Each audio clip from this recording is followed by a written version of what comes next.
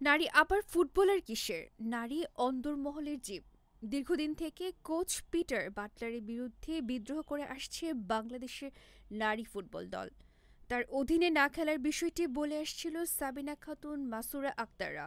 কিন্তু বাফুফে সেই বাটলারকে ২ বছরের জন্য আবার কোচ করেছেন।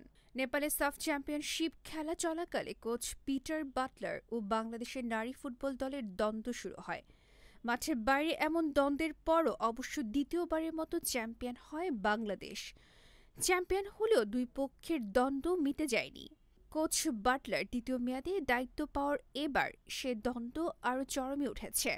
দ্বন্দ্ব এতটাই যে ইংলিশ কোচ দায়িত্বে থাকলে গণ অবসর নেওয়ার হুমকি দিয়েছেন সাবিনা খাতুন, মনিকা চাকমারা। এ নিয়ে গতকাল শনিবার সামাজিক যোগাযোগ মাধ্যম ফেসবুকে নিজের ভেরিফাইড ফেসবুক